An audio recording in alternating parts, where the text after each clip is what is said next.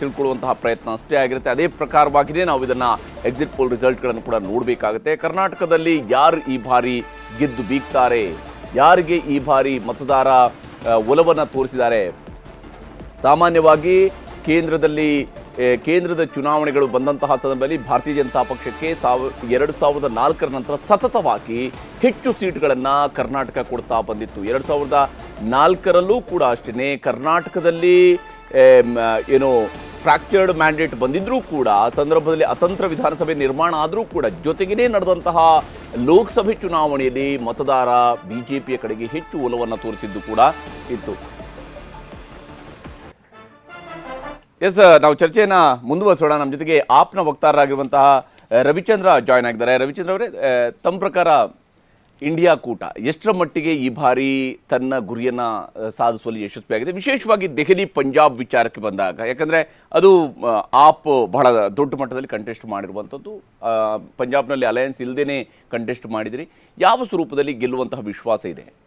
ನೋಡಿ, ನೀವೇ ಹೇಳಿದ ರೀತಿಯಲ್ಲಿ ಇವಾಗ ನಾವೇನೇ ಪ್ರೆಡಿಕ್ಟ್ ಮಾಡಿದ್ರು ಕೂಡ ಅದೊಂದು ಅಂದಾಜು ಅಷ್ಟೇ. ಆದರೆ ಆಮ್ ಆದ್ಮಿ ಪಾರ್ಟಿ ಮತ್ತು ಈ ಸರಿ ಇಂಡಿಯಾ ಅಲೈನ್ಸ್ ಏನಿದೆ ಅದು ನಮ್ಮ ಪ್ರಕಾರ 230ರಿಂದ 250ವರೆಗೂ ಹೋಗಬಹುದು ಅನ್ನೋ ಒಂದು ಭರವಸೆ ನಮಗಿದೆ. ಯಾಕೆ ಅಂತ ಹೇಳಿದರೆ, ಮೊದಲನೇ ಹಂತದ ಚುನಾವಣೆಯಿಂದ ನೀವು 7ನೇ ಹಂತದ ಚುನಾವಣೆವರೆಗೂ ಬಂದಂಥ ಸಂದರ್ಭದಲ್ಲಿ ಆಮ್ ಆದ್ಮಿ ಪಕ್ಷ ಜೊತೆಗೆ ಇಂಡಿಯಾ ಅಲಯನ್ಸ್ ಏನು ಟಾಸ್ಕ್ನ ಕೊಟ್ಟಿತ್ತೋ ಅದನ್ನು ಮೋದಿ ಅವರು ಫಾಲೋ ಮಾಡ್ತಾ ಬಂದರು.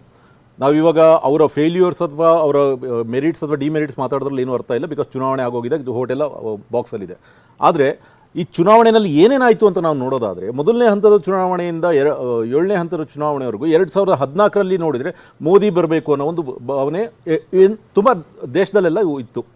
ಸೊ 19ರ ಚುನಾವಣೆಯಲ್ಲಿ despite of all the failures of the Modi government, ಅಲ್ಲೊಂದು ಪುಲ್ವಾಮಾ ದಾಳಿ ಆಯಿತು. ಪುಲ್ವಾಮಾ ದಾಳಿ ಆದ ಸಂದರ್ಭದಲ್ಲಿ ರಾಷ್ಟ್ರ ಎಲ್ಲ ಕೂಡ ಸರ್ಕಾರಕ್ಕೆ ನಾವು ನಿಂತ್ಕೊಳ್ಬೇಕು ಅನ್ನೋ ಒಂದು ಇದಕ್ಕೆ ಬಂದು ಮೋದಿಯವರ ಫೇಲ್ಯೂರ್ ಇದ್ದರೂ ಕೂಡ ಅಲ್ಲಿ ಮತ್ತೆ ಮೋದಿ ಸರ್ಕಾರ ಅಧಿಕಾರಕ್ಕೆ ಬರೋಕ್ಕೆ ಒಂದು ಸಾಧ್ಯತೆ ಆಯಿತು. ಈ ಸರಿ ಈ ಒಂದು ಎಲೆಕ್ಷನಲ್ಲಿ ಏನಾಯಿತು, ಮೋದಿಯವರು ಎಲ್ಲೋ ಒಂದು ಕಡೆ ನರೇಟಿವ್ ಫಿಕ್ಸ್ ಮಾಡೋದ್ರಲ್ಲೇ ಫೇಲ್ ಆದರು. ಅವರು ತಮ್ಮ ಪ್ರಣಾಳಿಕೆಯ ಮಾತುಗಳನ್ನ ಕಡಿಮೆ ಕಾಂಗ್ರೆಸ್ ಅಥವಾ ಇಂಡಿಯಾ ಅಲೈನ್ಸ್ನ ಇದು ಪ್ರಣಾಳಿಕೆಯಲ್ಲಿ ಇದ್ದಂತಹ ವಿಚಾರಗಳನ್ನು ಹೆಚ್ಚು ಮಾತಾಡಲಿಕ್ಕೆ ಶುರು ಮಾಡಿದರು. ಅದು ಏನಾಯಿತು ಅಂತ ಹೇಳಿದ್ರೆ, ಆಮ್ ಆದ್ಮಿ ಪಕ್ಷ ಮತ್ತು ಇಂಡಿಯಾ ಅಲೈನ್ಸ್ನ ಎಲ್ಲ ಒಕ್ಕೂಟಗಳು ಅದನ್ನು ಸರಿಯಾದ ರೀತಿಯಲ್ಲಿ, ಸಮರ್ಥವಾದ ರೀತಿಯಲ್ಲಿ ಅವರು ಅದನ್ನು ಹೆದರಿಸಲಿಕ್ಕೆ ಸಾಧ್ಯ ಆಯಿತು.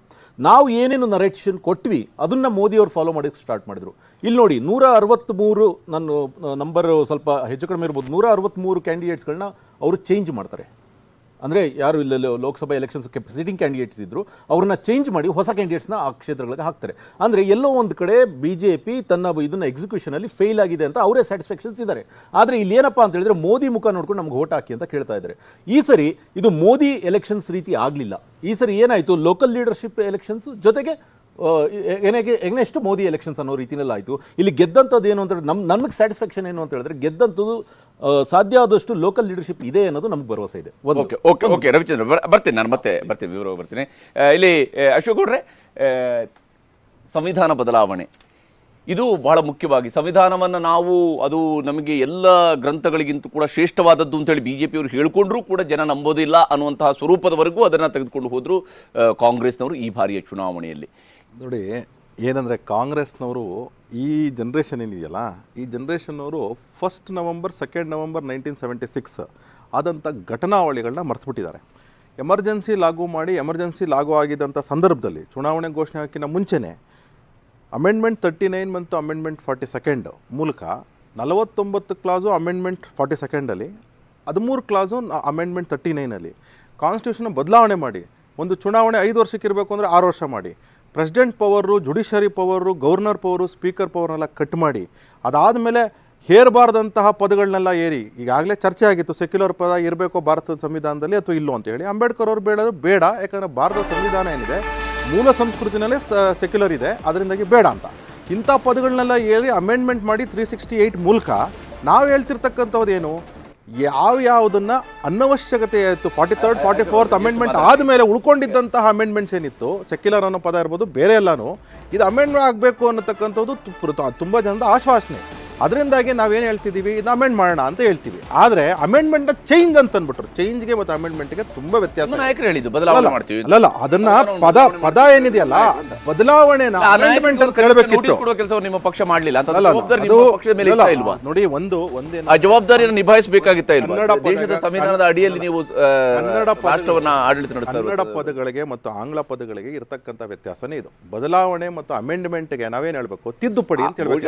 ಬದಲಾವಣೆ ತೊಂದರೆ ಇಲ್ಲ, ಅಲ್ಲ ತಿದ್ದುಪಡಿ ಅಂತ ಹೇಳ್ಬೇಕಿತ್ತು. ಅಲ್ಲ ಆಗತ್ತೆ, ಅದೆಲ್ಲ ಆಗತ್ತೆ, ನಾವು ಮಾಡ್ತೀವಿ, ಅದೆಲ್ಲ ಆಗತ್ತೆ, ಅದಲ್ಲ. ಈಗ ಪಾಪ ಹಗಲು ಕನ್ಸು ಕಾಣ್ತಿರ್ತಕ್ಕಂಥ ಕಾಂಗ್ರೆಸ್ನವರು, ಹಗಲು ಕನ್ಸು ಕಾಣ್ತಿರ್ತಕ್ಕಂಥ ಆಮ್ ಆದ್ಮಿ ಪಾರ್ಟಿಯವರು ಏನು ಮರಿತಿದ್ದಾರೆ? 10 ವರ್ಷದಲ್ಲಿ ಬೇಡ, ಎಲ್ಲೂ ಬೇಡ, ಬೆಂಗಳೂರಿಂದ ಮೈಸೂರಿಗೆ 4 ಅವರ್ 5 ಅವರ್ ಹೋಗ್ತಿದ್ವಿ, 1 ಅವರ್ 10 ಮಿನಿಟ್ಸಲ್ಲಿ ಹೋಗ್ತಿದ್ದೀವಿ. ಇವತ್ತು ಇದೊಂದು ನೋಡಿ. ಅದಾದಮೇಲೆ ಇವತ್ತು ನಾವು ಸಂಸ್ಥೆಗಳು ನಡೆಸ್ತಿದ್ದೀವಿ, ನೀವು ನಿಮ್ಮ ಇಲ್ಲಿ ಚಾನಲ್ ನಡೆಸ್ತಿದ್ದೀರಾ. ಕೆಲಸದವ್ರು ಸಿಕ್ಕಿದ್ರೆ ಕೆಲಸದವ್ರು ಸಿಗ್ತಾ ಇಲ್ಲ. ಉದ್ಯೋಗದ ಬಗ್ಗೆ, ಇನ್ಫ್ಲೇಷನ್, ಯಾವ ಸಂದರ್ಭದಲ್ಲೂ ಸಹ ಇಡೀ ಜಗತ್ತಲ್ಲಾದಂಥ ಎಲ್ಲ ಸಮಸ್ಯೆಗಳಿಗೂ ಸಹ ಸುಭದ್ರವಾದಂಥ ಸರ್ಕಾರದಲ್ಲಿ ಯಾವ ರೀತಿ ಬೆಲೆ ಏರಿಕೆ ಆಗದೆ ನಾವೆಲ್ಲರೂ ಸಹ ಹೌದಪ್ಪ ನಾನು ಚೆನ್ನಾಗಿ ನಡೀತಿದ್ದೀನಿ, ನನ್ನ ಜೀವನ ಶೈಲಿ ಚೆನ್ನಾಗಾಗ್ತಿದೆ ಅಂತೇಳಿ ಮೊದಲ ಬಾರಿಗೆ ಅಂತ ಇದ್ದೀವಿ. ಯಾಕಂತ ಇದ್ದೀವಿ? 2008 ನಮಗೆಲ್ಲ ನೋಡಿದ್ದೀವಿ, ತತ್ತರಿಸೋಗ್ಬಿಟ್ವಿ ಯಾವುದೋ ಜಗತ್ತಿನ ಸಮಸ್ಯೆಗೆ. ನಾವೆಲ್ಲನೂ ಇಲ್ಲಿ ಬಿಸ್ನೆಸ್ ಹಾಳು ಮಾಡ್ಕೊಂಡ್ವಿ. ಅದೇ ಇವತ್ತು ಎಷ್ಟು ಸಮಸ್ಯೆ ಇದೆ ಜಗತ್ತಲ್ಲಿ, ಆದರೂ ಸಹ ನಮ್ಮ ರಾಷ್ಟ್ರದಲ್ಲಿ ನಾವೆಲ್ಲ ಆರಾಮಿದ್ದೀವಪ್ಪ, ಭದ್ರವಾಗಿದ್ದೀವಿ. ಇವತ್ತು ನನ್ನ ಅಮೇರಿಕನ್ ಫ್ರೆಂಡ್ಸ್ ಹೇಳ್ತಾರೆ ನಾವೆಲ್ಲ ವಾಪಸ್ ಬರಬೇಕು ಅಂತ ಇದ್ದೀವಿ ಇಂಡಿಯಾಗೆ ಅಂತೇಳಿ. ಯಾಕೆ ಹೇಳ್ತಾರೆ? ನೆನ್ನೆ ಕೂತ್ಕೊಂಡಿದ್ದೆ, ಈಗ ಆತ ಫೋನ್ ಮಾಡ್ತೇನೆ, ಏನಂತಂದರೆ ನಾವೆಲ್ಲ ಇಂಡಿಯಾಗೆ ವಾಪಸ್ ಬರಬೇಕು. ಯಾಕೆ? ಸುಭದ್ರವಾದ ಸರ್ಕಾರ ಇದೆ, ಒಂದು ಪ್ರಗತಿ ಪರವಾಗಿ ಯೋಚನೆ ಮಾಡ್ತಿರ್ತಕ್ಕಂಥ ಸರ್ಕಾರ ಇದೆ. ಇಂಥ ಸರ್ಕಾರಗಳಲ್ಲಿ ನಾವು ಒಂದು ಭಾಗಿಯಾಗಬೇಕು ಅಂತ ಯೋಚನೆ ಮಾಡ್ತಿದ್ದಾರೆ. ಯಾರ್ಯಾರು ಈ ದೇಶದಲ್ಲಿ ನಮಗೆ ಭವಿಷ್ಯ ಇಲ್ಲ ಅಂತ ಹೇಳಿ ಮನಮೋಹನ್ ಸಿಂಗ್ ಅವರ ಕಾಲದಲ್ಲಿ ಭಾರತ ಬಿಟ್ಟೋದ್ರು, ಇವರೆಲ್ಲ ವಾಪಸ್ ಬರ್ತಾರೆ. ರಘುರ್ ದೊಡ್ಡೇರಿ ಅವರು ಅಷ್ಟೇ, ಏನಕ್ಕೆ ವಾಪಸ್ ಬಂದ್ರು? ನರೇಂದ್ರ ಮೋದಿ ಅವರು ಪ್ರಧಾನಮಂತ್ರಿ ಆಗಿದ್ದಾರೆ, ನನಗೆ ಸುಭದ್ರವಾದಂತಹ ಭವಿಷ್ಯ ಇದೆ ಅಂತ ಹೇಳಿ ಬಂದ್ರು. ಇಲ್ಲಾಂದ್ರೆ ಅವರು ಅಮೆರಿಕದಲ್ಲಿ ಇರ್ತಿದ್ರು. ನಾನು ಅನೇಕ ಸತಿ ರಿಗ್ರೆಟ್ ಮಾಡಿದ್ದೀನಿ, ಅಮೆರಿಕ ನಾನು ಯಾಕೆ ಹೋಗಿಲ್ಲ ಅಂತ ಹೇಳಿ ಅವಾಗ ರಿಗ್ರೆಟ್ ಮಾಡ್ತಿದ್ದೆ. ಇವತ್ತು ಹೇಳ್ತಾ ಇದ್ದೀನಿ, ಇವತ್ತು ನಾನು ನಮ್ಮ ಮನೆಯವರು ಇಲ್ಲ we have done a right decision by not going to America ಅಂತ ನಾನು ಹೇಳ್ತಾ ಇದ್ದೀನಿ. ಆದ್ರೆ ದೇಶದ ಪೌರತ್ವವನ್ನ ಬೇರೆ ದೇಶಗಳಲ್ಲಿ ಪಡ್ಕೊಳ್ಳುವಂಥದ್ದು ಕೂಡ ರೆಕಾರ್ಡ್ ಹೈ ಇದೇ ಸಂದರ್ಭದಲ್ಲಿ ಬಂದಿದೆ ಅನ್ನೋ ರಿಪೋರ್ಟ್ ಕೂಡ ನಮ್ಮ ಮುಂದೆ ಇದೆ ಅಂತ. ಅದಕ್ಕೆ ಏನಕ್ಕೆ ಅದು ಹೇಳ್ಬಿಡ್ತೀನಿ. ಅದು ತುಂಬಾ ಒಳ್ಳೆ ಪ್ರಶ್ನೆ. ಏನಕ್ಕೆ ಅಂತಂದ್ರೆ ನಮ್ಮ ದೇಶದಲ್ಲಿ ಹೌದು 140 ಕೋಟಿ ಪಾಪ್ಯುಲೇಷನ್ ಇದೆ. ನಾವೇ ಹೇಳ್ತಿದ್ವಿ ಇಲ್ಲಪ್ಪ ನಮ್ಮ ದೇಶದಲ್ಲಿ ಎಲ್ಲರಿಗೂ ಉದ್ಯೋಗ ಕ್ರಿಯೇಟ್ ಮಾಡಕ್ಕಾಗಲ್ಲ, ಅನೇಕ ಜನ ಮಾತಾಡ್ತೀರಿ. ಈಗ ನಾವು ಎಕ್ಸಿಟ್ ಪೋಲ್ ರಿಸಲ್ಟ್ ಅನ್ನ ತೋರಿಸುವಂತಹ ಸಮಯ ಹತ್ರ ಆಗಿದೆ.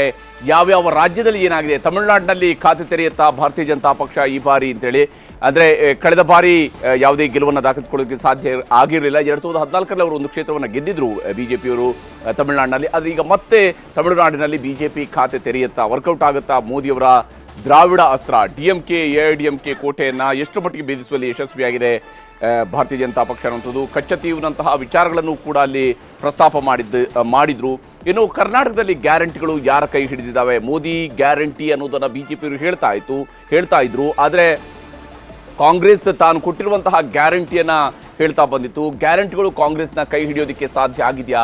ಕರ್ನಾಟಕದಲ್ಲಿ ಕಮಾಲ್ ಮಾಡುತ್ತಾ ಮತ್ತೊಮ್ಮೆ ಕಮಲ ಅನ್ನುವಂಥದ್ರ ಬಗ್ಗೆಯೂ ಕೂಡ ನಾವು ನಿಮಗೆ ಹೇಳ್ತೀವಿ. ಕರ್ನಾಟಕದ ಮತದಾರರ ಒಲವು ಯಾರ ಕಡೆಗೆ ವ್ಯಕ್ತವಾಗಿದ್ದಾವೆ ಅನ್ನುವಂಥದ್ದು, ಕರ್ನಾಟಕದಲ್ಲಿ ಈ ಬಾರಿ ಯಾರು ಹೆಚ್ಚಿನ ಸ್ಥಾನಗಳನ್ನು ಗೆಲ್ಲೋದಕ್ಕೆ ಸಾಧ್ಯ ಆಗಬಹುದು ಅನ್ನೋದ್ರ ಬಗ್ಗೆಯೂ ಕೂಡ ಎಕ್ಸಿಟ್ ಪೋಲ್ನ ರಿಸಲ್ಟ್ ನಿಮಗೆ ಹೇಳ್ತೀವಿ. ಈಗಾಗಲೇ ಮೋದಿಯವರು 45 ಗಂಟೆಗಳ ಕಾಲ ಧ್ಯಾನದಲ್ಲಿ ಕುಳಿತು ಅಲ್ಲಿಂದ ಎದ್ದು ಬಂದಿದ್ದಾರೆ ಕನ್ಯಾಕುಮಾರಿಯಿಂದ. ಈ ಒಂದು ಕಡೆಯ ಹಂತದ ಮತದಾನದ ದಿವಸದಂದಿನೇ ಅವರ ಧ್ಯಾನವೂ ಕೂಡ ಸಮಾಪ್ತಿ ಆಗಿರುವಂಥದ್ದು. ಕನ್ಯಾಕುಮಾರಿಯಲ್ಲಿ 45 ಗಂಟೆಗಳ ಕಾಲ ಧ್ಯಾನವನ್ನು ಮಾಡಿದ್ದಾರೆ. ಮತ್ತೊಂದು ಕಡೆಯಲ್ಲಿ ದೇಶದಲ್ಲಿ ಇವತ್ತು ಎಕ್ಸಿಟ್ ಪೋಲ್ನ ರಿಸಲ್ಟ್ ಕೂಡ ಬರ್ತಾ ಇದೆ. ತಮಿಳುನಾಡಿನಿಂದ ಆರಂಭ ಆಗಿ ದೇಶದ ಎಲ್ಲ ಭಾಗಗಳ ಎಕ್ಸಿಟ್ ಪೋಲ್ ರಿಸಲ್ಟ್ ಅನ್ನು ಕೂಡ ನಿಮಗೆ ಹೇಳ್ತಾ ಹೋಗ್ತೀವಿ. ತಮಿಳುನಾಡು, ಕರ್ನಾಟಕ, ಕೇರಳ, ತೆಲಂಗಾಣ, ಆಂಧ್ರ ಪ್ರದೇಶ ಇವುಗಳನ್ನು ನಿಮಗೆ ಮೊದಲ ಹಂತದಲ್ಲಿ ನಿಮಗೆ ಈ ಮಾಹಿತಿಯನ್ನು ನೀಡ್ತೀವಿ. ಕರ್ನಾಟಕದಲ್ಲಿ ವಿಶೇಷವಾಗಿ ಯಾರು ಎಷ್ಟು ಸ್ಥಾನವನ್ನು ಗೆಲ್ತಾರೆ ಅನ್ನೋದನ್ನು ಕೂಡ ನ್ಯೂಸ್ 18 ನಡೆಸಿರುವಂತಹ ಈ ಒಂದು ಮೆಗಾ ಎಕ್ಸಿಟ್ ಪೋಲ್ನ ಮೂಲಕವಾಗಿ ನಿಮಗೆ ತೋರಿಸುವಂತಹ ಸಮಯ ಹತ್ರ ಆಗ್ತಿದೆ. ಜಸ್ಟ್ ನಾನು ನಿಮಗೆ ತೋರಿಸ್ತೀನಿ, ರಿಸಲ್ಟ್ ತೋರಿಸ್ತೀನಿ ಯಾವ ಸ್ವರೂಪದಲ್ಲಿ ಈ ಬಾರಿಯ ಚುನಾವಣೆ ನಡೆದಿದೆ ಮತ್ತು ಹೇಗೆ ಮತದಾರ ಯಾವ ಸ್ವರೂಪದಲ್ಲಿ ತಮ್ಮ ಲೆಕ್ಕಾಚಾರಗಳನ್ನು ಹಾಕಿ ಮತ ಚಲಾವಣೆಯನ್ನು ಮಾಡಿದ್ದಾರೆ ಅನ್ನುವಂಥದ್ದನ್ನು ತಿಳ್ಕೊಳ್ಳುವಂತಹ ಪ್ರಯತ್ನ ಈ ಒಂದು ಎಕ್ಸಿಟ್ ಪೋಲ್ನ ರಿಸಲ್ಟ್ ಮೂಲಕವಾಗಿ ತಿಳಿಯುವಂಥದ್ದು. ತಮಿಳುನಾಡು ನ್ಯೂಸ್ 18ನ ಮೆಗಾ ಎಕ್ಸಿಟ್ ಪೋಲ್ನ ಪ್ರಕಾರವಾಗಿ NDA 1ರಿಂದ 3 ಸ್ಥಾನಗಳಲ್ಲಿ ಗೆಲುವನ್ನು ದಾಖಲಿಸಿಕೊಳ್ಳಬಹುದು ಅನ್ನುವಂತಹ ನಿರೀಕ್ಷೆ ಇರುವಂಥದ್ದು. 1ರಿಂದ 3 ಸ್ಥಾನಗಳು NDA ಗಳಿಸಬಹುದು ಅನ್ನುವಂಥದ್ದನ್ನು ಹೇಳ್ತಾ ಇದೆ. ಇಂಡಿಯಾ 8ರಿಂದ 11 ಸ್ಥಾನಗಳಲ್ಲಿ ಗೆಲುವನ್ನು ದಾಖಲಿಸಿಕೊಳ್ಳಬಹುದು ಅನ್ನುವಂಥದ್ದಕ್ಕೆ ಸಂಬಂಧಪಟ್ಟಂತೆ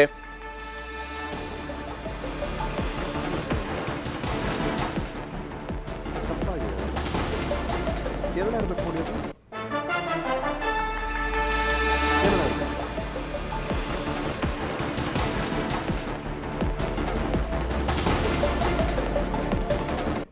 ನಾನು 39 ಇದೆ, ಪಾಂಡಿಚೇರಿ ಸೇರಿಸ್ಕೊಂಡು 40. ಇಲ್ಲ ಇಲ್ಲ ಎಸ್, ಈಗಾಗಲೇ ಯಾವ್ಯಾವ ರಾಜ್ಯಗಳಲ್ಲಿ ಯಾವ ಸ್ವರೂಪದಲ್ಲಿ ರಿಸಲ್ಟ್ ಬರ್ತಾ ಇದೆ ಅನ್ನೋದನ್ನು ಕೂಡ ನಿಮಗೆ ತೋರಿಸ್ತಾ ಹೋಗ್ತೀನಿ. ಬಹಳ ಮುಖ್ಯವಾಗಿ ತಮಿಳುನಾಡಿನ ವಿಚಾರಕ್ಕೆ ಬಂದಂತಹ ಸಮಯದಲ್ಲಿ ಅಲ್ಲಿ ಯಾವ ಕೂಟ ಎಷ್ಟು ಸ್ಥಾನಗಳನ್ನು ಗಳಿಸಬಹುದು ಅನ್ನುವಂಥದ್ದಕ್ಕೆ ಸಂಬಂಧಪಟ್ಟಂತೆ ಕಾಂಗ್ರೆಸ್ಸೇ ಏಕಾಂಗಿಯಾಗಿ 8ರಿಂದ 11 ಸ್ಥಾನಗಳನ್ನು ಗಳಿಸಬಹುದು ಅನ್ನುವಂಥದ್ದು, 36ರಿಂದ 39 ಸ್ಥಾನಗಳನ್ನು ಇಂಡಿಯಾ ಕೂಟ ಗಳಿಸಬಹುದು ಅನ್ನುವಂಥದ್ದು ಈ ಒಂದು ತಮಿಳುನಾಡಿನ ರಿಸಲ್ಟ್ ಹೇಳ್ತಾ ಇದೆ.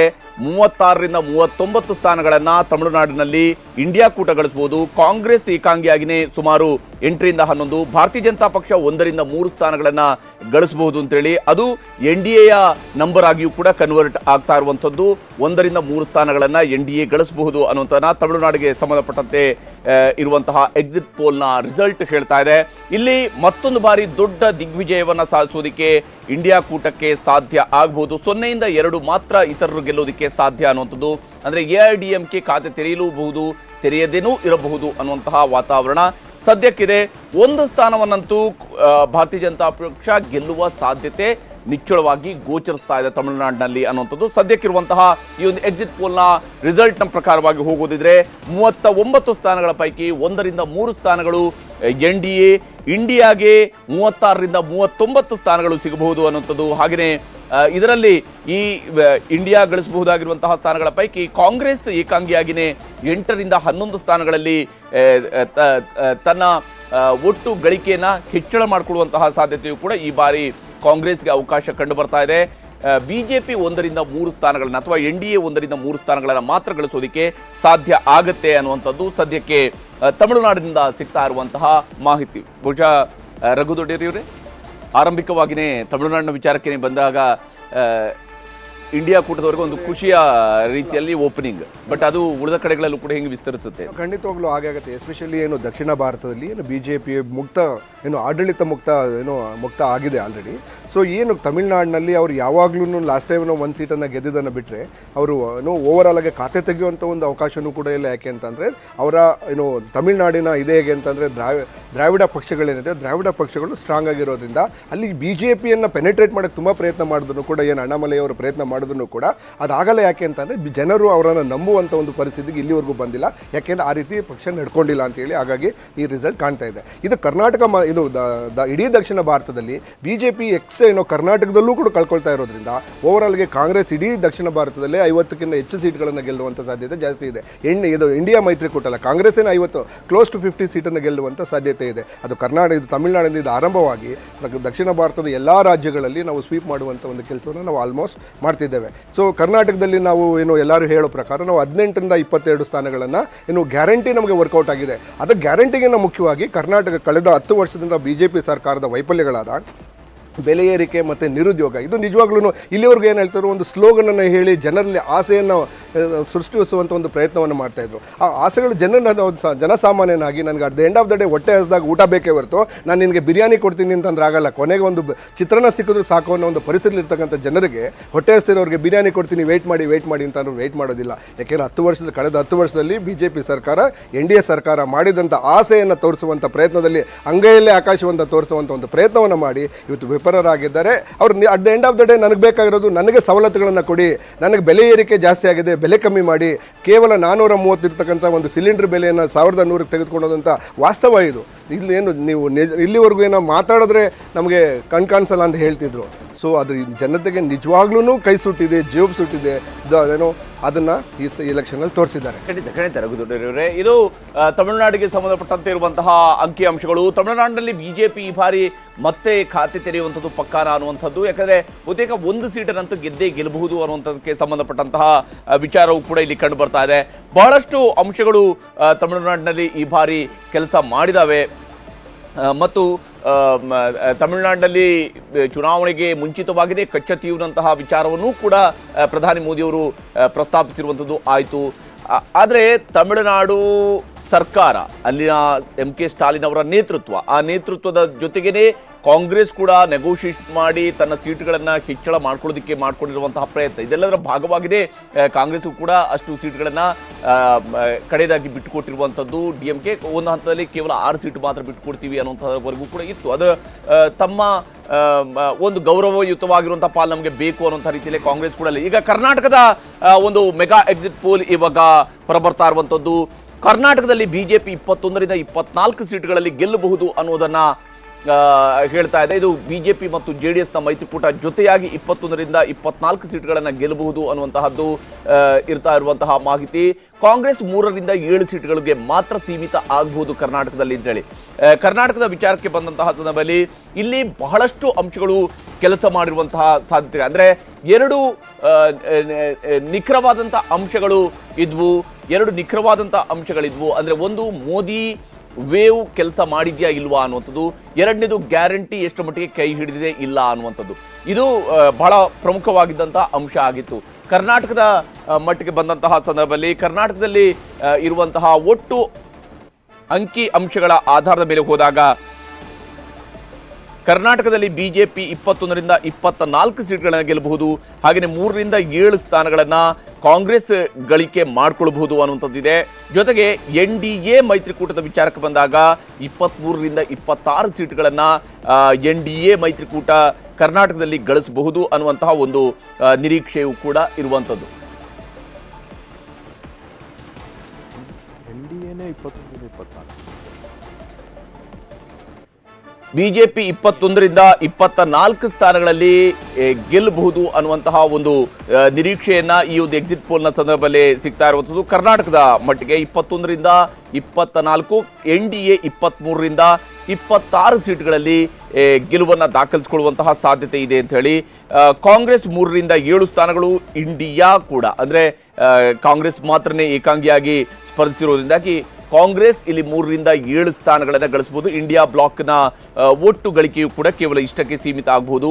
ಕರ್ನಾಟಕದಲ್ಲಿ ಮೋದಿ ವೇವ್ ನಿಜಕ್ಕೂ ಎಷ್ಟರ ಮಟ್ಟಿಗೆ ಕೆಲಸ ಮಾಡಿದೆ ಅನ್ನುವಂಥದ್ದು ಒಂದು ಪ್ರಶ್ನೆ ಇತ್ತು. ಜೊತೆಗೇನೆ ಗ್ಯಾರಂಟಿ ಯಾವ ಸ್ವರೂಪದಲ್ಲಿ ಕೆಲಸ ಮಾಡಿರಬಹುದು ಅನ್ನುವಂಥ ಮತ್ತೊಂದು ಪ್ರಶ್ನೆಯೂ ಕೂಡ ಇತ್ತು.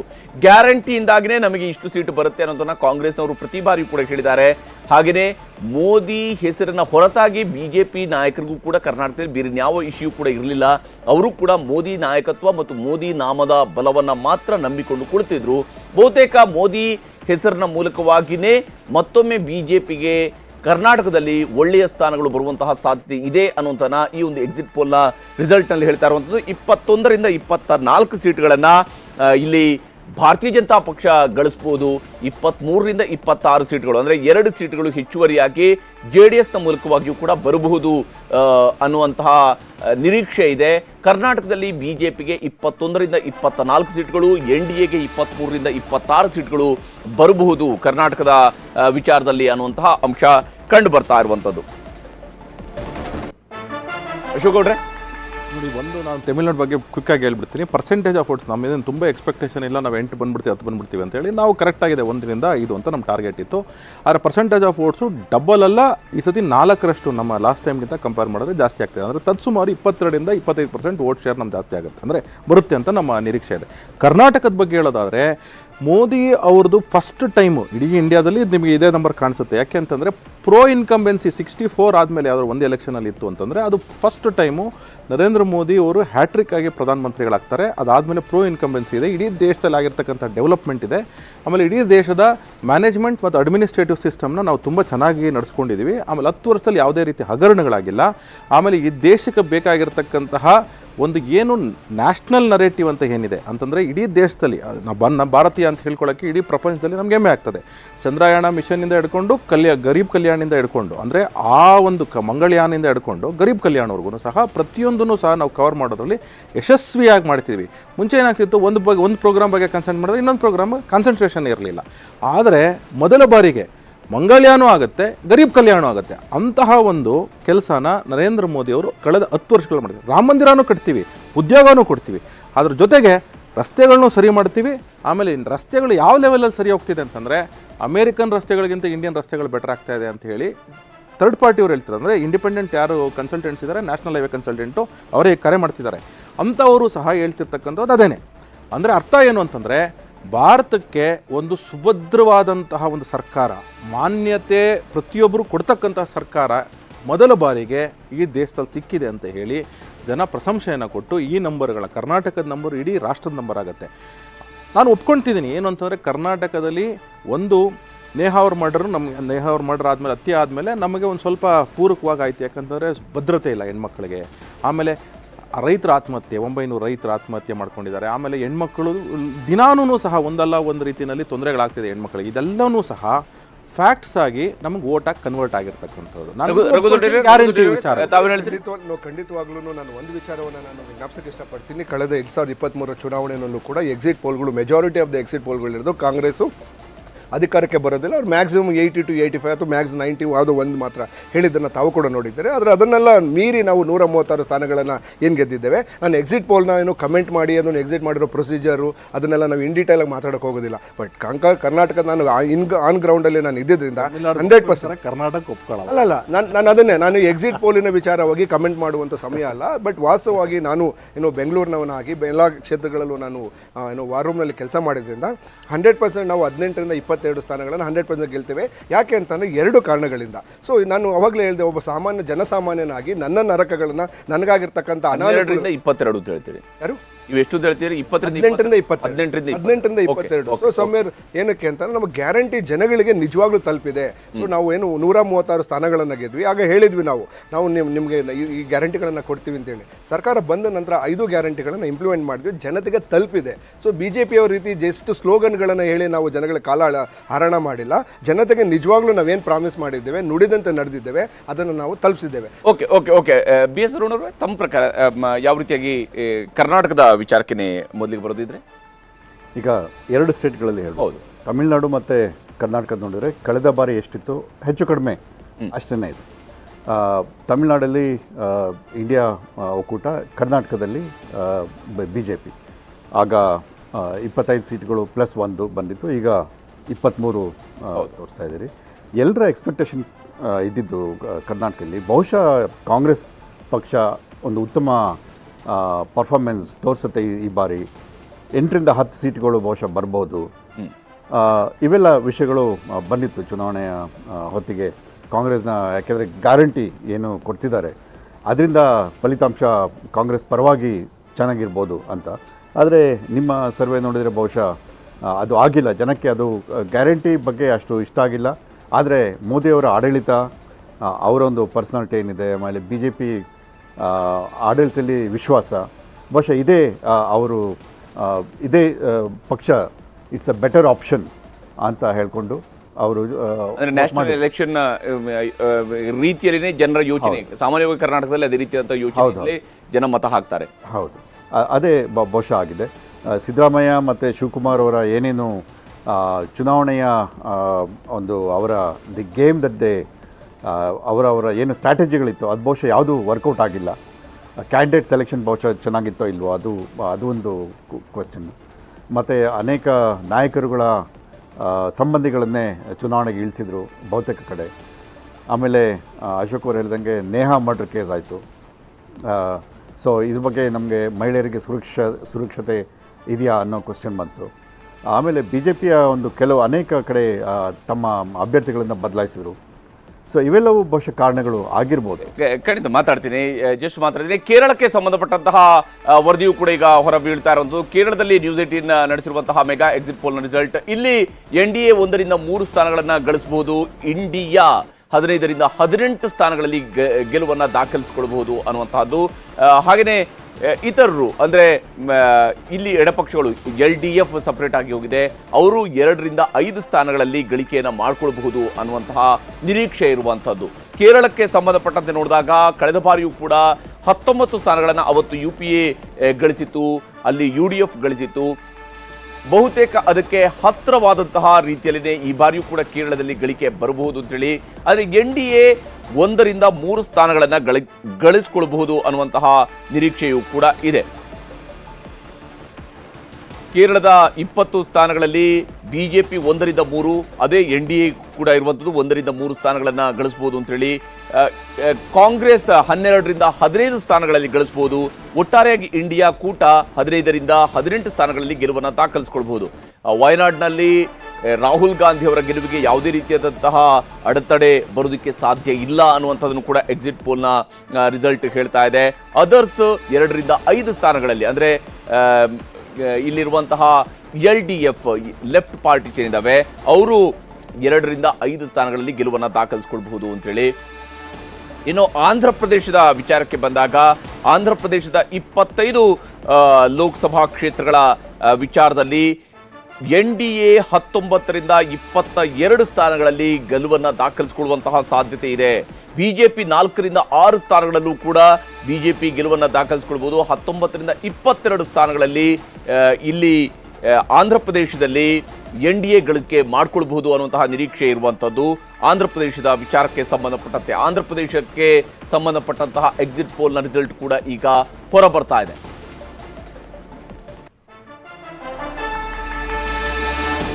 ಆಂಧ್ರ ಪ್ರದೇಶದಲ್ಲಿ ನ್ಯೂಸ್ 18ನ ಮೆಗಾ ಎಕ್ಸಿಟ್ ಪೋಲ್ನ ರಿಸಲ್ಟ್ ಇರುವಂಥದ್ದು. 19ರಿಂದ 22 ಸ್ಥಾನಗಳಲ್ಲಿ ಆಂಧ್ರ ಪ್ರದೇಶದಲ್ಲಿ ಈ ಬಾರಿ ಗಳಿಕೆಯನ್ನು ಮಾಡಿಕೊಳ್ಬಹುದು NDA ಅನ್ನುವಂತಹ ನಿರೀಕ್ಷೆ ಇದೆ. 19ರಿಂದ 22 ಸ್ಥಾನಗಳಲ್ಲಿ ಗಳಿಕೆ ಮಾಡಿಕೊಳ್ಬಹುದು. 5ರಿಂದ 8 ಸ್ಥಾನಗಳಲ್ಲಿ ಮಾತ್ರ YSRCP ಗೆಲ್ಲೋದಕ್ಕೆ ಸಾಧ್ಯ ಆಗ್ಬೋದು. YSRCP 5ರಿಂದ 8 ಸ್ಥಾನಗಳನ್ನು ಗಳಿಸಬಹುದು. ಇಂಡಿಯಾ ಕೂಟ ಇಲ್ಲಿ ಶೂನ್ಯ ಸಾಧನೆಗೆ ಸೀಮಿತ ಆಗುತ್ತೆ ಅಂತೇಳಿ. ಯಾಕಂದರೆ ಇಲ್ಲಿ ಕಾಂಗ್ರೆಸ್ಗೆ ಯಾವುದೇ ರೀತಿಯಾದಂತಹ ಬಲವೂ ಕೂಡ ಹೊಂದಿಲ್ಲ. ಆಂಧ್ರ ಪ್ರದೇಶದ ಮಟ್ಟಿಗೆ ನೋಡೋದಾದ್ರೆ ಆಂಧ್ರ ಪ್ರದೇಶದಲ್ಲಿ ಬಹುತೇಕ ತನ್ನ ನೆಲೆಯನ್ನು ಕಳ್ಕೊಂಡಿರುವಂಥದ್ದು ಕಾಂಗ್ರೆಸ್. ಹೀಗಾಗಿ ಅಲ್ಲಿ ಈ ಬಾರಿ ಇಂಡಿಯಾ ಕೂಟ ಶೂನ್ಯಕ್ಕೆ ತೃಪ್ತಿ ಪಡಬೇಕಾಗತ್ತೆ. ಬಿಜೆಪಿ 4ರಿಂದ 6 ಸ್ಥಾನಗಳಲ್ಲಿ ಗಳಿಕೆಯನ್ನು ಮಾಡಿಕೊಳ್ಬಹುದು ಅನ್ನುವಂತಹ ನಿರೀಕ್ಷೆಯೂ ಕೂಡ ಇದೆ. ಇದರ ಜೊತೆಗೇನೆ ತೆಲಂಗಾಣದ ವಿಚಾರಕ್ಕೆ ಸಂಬಂಧಪಟ್ಟಂತೆಯೂ ಕೂಡ ನೋಡೋಣ. ತೆಲಂಗಾಣದಲ್ಲಿ ನ್ಯೂಸ್ 18 ನಡೆಸಿರುವಂತಹ ಮೆಗಾ ಎಕ್ಸಿಟ್ ಪೋಲ್ನ ಪ್ರಕಾರ NDA 7ರಿಂದ 10 ಸ್ಥಾನಗಳು, ಇಂಡಿಯಾ ಕೂಡ 5ರಿಂದ 10 ಸ್ಥಾನಗಳನ್ನ ಗಳಿಕೆ ಮಾಡಿಕೊಳ್ಬಹುದು ಅನ್ನುವಂತಹ ನಿರೀಕ್ಷೆ ಇರುವಂಥದ್ದು. NDA 7ರಿಂದ 10 ಸ್ಥಾನಗಳು, ಇಂಡಿಯಾ 5ರಿಂದ 8 ಸ್ಥಾನಗಳಲ್ಲಿ ಗಳಿಕೆಯನ್ನು ಮಾಡಿಕೊಳ್ಬಹುದು. ಇಂಡಿಯಾ 5ರಿಂದ 8 ಸ್ಥಾನಗಳು, ಇದು ಕಾಂಗ್ರೆಸ್ಸೇ ಗೆಲ್ಲಬಹುದಾಗಿರುವಂತಹ ಸೀಟ್ಗಳು ಅಂತ ಹೇಳಿ. ಬಿಜೆಪಿಯು ಇಲ್ಲಿ NDA ಅಂತ ಹೇಳಿದ ತಕ್ಷಣ ಅಲ್ಲಿ ಬಿಜೆಪಿ ಕೂಡ 7ರಿಂದ 10 ಸ್ಥಾನಗಳಲ್ಲಿ ಬಿಜೆಪಿ ಗೆಲ್ಲಬಹುದು. ಹಾಗೆಯೇ 5ರಿಂದ 8 ಸ್ಥಾನಗಳಲ್ಲಿ ಕಾಂಗ್ರೆಸ್ ಗೆಲುವನ್ನು ದಾಖಲಿಸಿಕೊಳ್ಬಹುದು. ಇನ್ನು BRS ಮತ್ತು AIMIM ಸೇರಿದಂತಹ ಇತರರು 3ರಿಂದ 5 ಸ್ಥಾನಗಳಲ್ಲಿ ಗೆಲುವನ್ನು ದಾಖಲಿಸಿಕೊಳ್ಳುವಂತಹ ಸಾಧ್ಯತೆ ಇದೆ.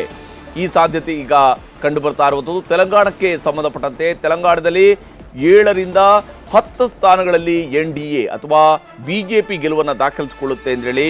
5ರಿಂದ 8 ಸ್ಥಾನಗಳಲ್ಲಿ ಇಲ್ಲಿ ಇಂಡಿಯಾ ಮೈತ್ರಿಕೂಟ ಕಾಂಗ್ರೆಸ್ ಮೂಲಕವಾಗಿ ಗೆಲುವನ್ನು ದಾಖಲಿಸಿಕೊಳ್ಳುತ್ತೆ ಅನ್ನುವಂತಹ ನಿರೀಕ್ಷೆ ಇದೆ. BRS ಮತ್ತು AIMIM ಸೇರಿದಂತಹ ಇತರರು 3ರಿಂದ 5 ಸ್ಥಾನಗಳನ್ನು ಗಳಿಕೆ ಮಾಡಿಕೊಳ್ಳಬಹುದು ಅನ್ನುವಂತಹ ನಿರೀಕ್ಷೆ ಇರುವಂಥದ್ದು.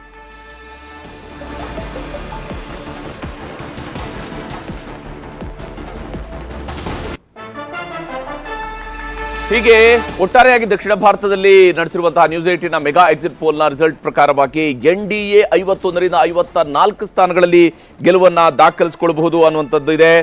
ಇಂಡಿಯಾ ಕೂಟ 64ರಿಂದ 67 ಸ್ಥಾನಗಳಲ್ಲಿ ಗೆಲುವನ್ನು ದಾಖಲಿಸಿಕೊಳ್ಳಬಹುದು. ಇಂಡಿಯಾ ಕೂಟ 64ರಿಂದ 67 ಸ್ಥಾನಗಳಲ್ಲಿ ಗೆಲುವನ್ನು ದಾಖಲಿಸಿಕೊಂಡ್ರೆ NDA 51ರಿಂದ 54 ಸೀಟ್ಗಳನ್ನು ಗಳಿಕೆ ಮಾಡಿಕೊಳ್ಬಹುದು ಅಂತ ಹೇಳಿ.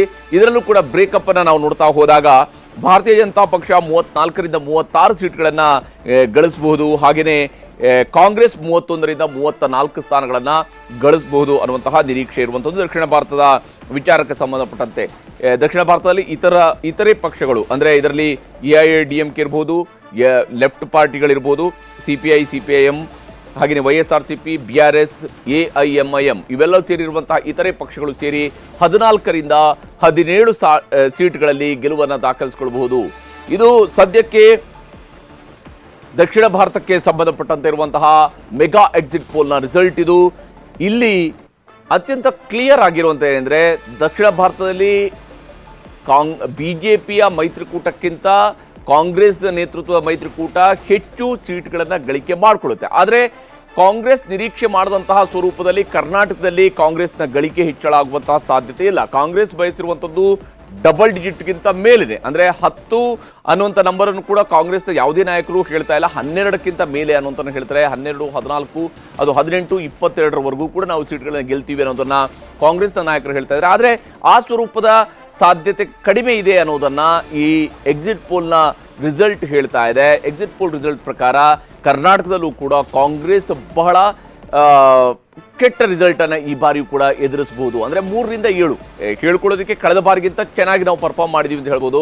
ಆದರೆ ಕಾಂಗ್ರೆಸ್ ತನ್ನ ಒಟ್ಟು ಶಕ್ತಿ ಏನಿದೆಯಲ್ಲ ಅದಕ್ಕೆ ಪೂರಕವಾಗಿ ನೋಡಿದಾಗ ಕಳಪೆ ಸಾಧನೆಯನ್ನ ಕರ್ನಾಟಕದಲ್ಲಿ ಈ ಬಾರಿಯೂ ಕೂಡ ಮುಂದುವರಿಸುವಂತಹ ಸಾಧ್ಯತೆ ಇದೆ ಅನ್ನೋದನ್ನ ಈ ಒಂದು ನ್ಯೂಸ್ 18ನ ಮೆಗಾ ಎಕ್ಸಿಟ್ ಪೋಲ್ ಹೇಳ್ತಾ ಇರುವಂಥದ್ದು. NDA 51 ರಿಂದ 54 ಸೀಟ್ಗಳನ್ನು ಗಳಿಸಿದ್ರೆ ಇಂಡಿಯಾ ಕೂಟ ದಕ್ಷಿಣ ಭಾರತದ ಮಟ್ಟಿಗೆ ಇಂಡಿಯಾ ಕೂಟ NDA ಮೇಲೆ ಪ್ರಾಬಲ್ಯವನ್ನು ಸಾಧಿಸಿದೆ. 64 ರಿಂದ 67 ಸ್ಥಾನಗಳಲ್ಲಿ ಗೆಲುವನ್ನು ದಾಖಲಿಸಿಕೊಳ್ಬಹುದು ಅಂತೇಳಿ ದಕ್ಷಿಣ ಭಾರತದ ಒಟ್ಟು 131 ಲೋಕಸಭಾ ಕ್ಷೇತ್ರಗಳ ವ್ಯಾಪ್ತಿಯ ರಿಸಲ್ಟ್ ಅನ್ನು ನಾವು ನೋಡ್ತಾ ಹೋದಾಗ ಇದು ಸದ್ಯಕ್ಕೆ ಕಂಡು ಬರ್ತಾ ಇರುವಂತಹ ಪರಿಸ್ಥಿತಿ. ಇದು ಎಕ್ಸಿಟ್ ಪೋಲ್ನ ಪ್ರಕಾರವಾಗಿ ನಾವು ನೋಡ್ತಾ ಇರುವಂತಹ ರಿಸಲ್ಟ್. ಎಕ್ಸಿಟ್ ಪೋಲ್ನ ಪ್ರಕಾರವಾಗಿ ನೋಡ್ತಾ ಇರುವಂತಹ ರಿಸಲ್ಟ್ ಪ್ರಕಾರವಾಗಿ ತಮಿಳುನಾಡಿನಲ್ಲಿ 2019 ರಿಸಲ್ಟ್ ಏನಿತ್ತು ಅದು ಮತ್ತೆ ಮರುಕಳಿಸಬಹುದು. ಹಾಗೆಯೇ ಕೇರಳದಲ್ಲೂ ಕೂಡ ಬಹುತೇಕ ಅದೇ ರೀತಿಯಾದಂತಹ ರಿಸಲ್ಟ್ ಮರುಕಳಿಸಬಹುದು. ಕರ್ನಾಟಕದಲ್ಲೂ ಕೂಡ ಜಾಸ್ತಿ ವ್ಯತ್ಯಾಸ ಆಗುವುದಿಲ್ಲ. 2019 ರಿಸಲ್ಟ್ ಏನಿದೆಯಲ್ಲ ಅದೇ ಮತ್ತೆ ಮರುಕಳಿಕೆ ಆಗಬಹುದು ಅನ್ನುವಂತಹ ನಿರೀಕ್ಷೆ ಇರುವಂಥದ್ದು. ಆದರೆ ತೆಲಂಗಾಣದ ಮಟ್ಟಿಗೆ ಕಾಂಗ್ರೆಸ್ಗೂ ಕೂಡ ಸೀಟ್ಗಳ ಹೆಚ್ಚಳ ಆಗುತ್ತೆ, BRSನ ಸೀಟ್ಗಳು ಕಡಿಮೆ ಆಗುತ್ತೆ, BJPಯ ಸೀಟ್ಗಳ ಗಳಿಕೆಯೂ ಕೂಡ ಹೆಚ್ಚಳ ಆಗುವಂಥ ಎಲ್ಲ ಸಾಧ್ಯತೆಯೂ ಕೂಡ ಕಂಡು ಬರ್ತಾ ಇದೆ.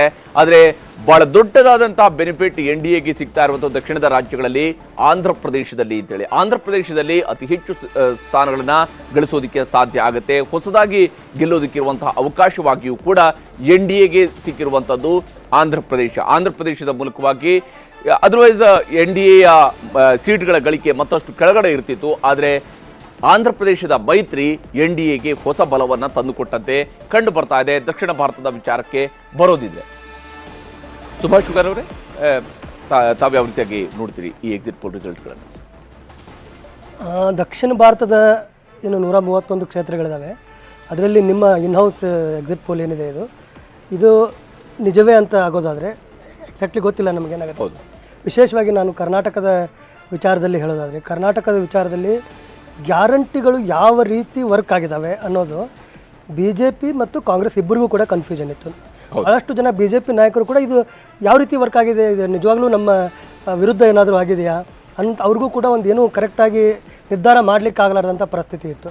ಈವನ್ ಕಾಂಗ್ರೆಸ್ನವರಲ್ಲೂ ಕೂಡ ಕನ್ಫ್ಯೂಷನ್ ಇತ್ತು.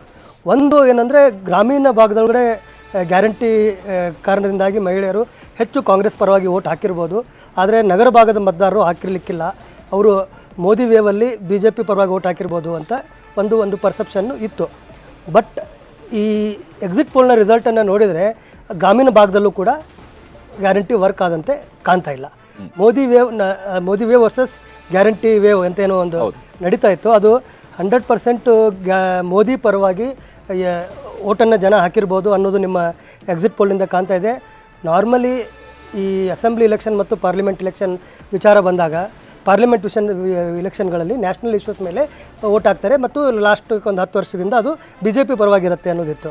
ಬಟ್ ಈ ಇಲೆಕ್ಷನಲ್ಲಿ ಎಲ್ಲ ಬೇರೆ ಬೇರೆ ರಾಜ್ಯಗಳಲ್ಲಿ ನಾವು ನೋಡಿದಾಗ ಇಡೀ ದೇಶಕ್ಕೆ ಅಪ್ಲೈ ಆಗುವಂಥ ಒಂದೇ ಒಂದು ನೆರೆಟಿವ್, ಒಂದೇ ಒಂದು ವಿಷಯದ ಮೇಲೆ ಚುನಾವಣೆ ನಡೆದಿಲ್ಲ ಅನ್ನೋದು ಬಹಳಷ್ಟು ಮೇಲ್ನೋಟಕ್ಕೆ ಕಾಣ್ತಾ ಇತ್ತು.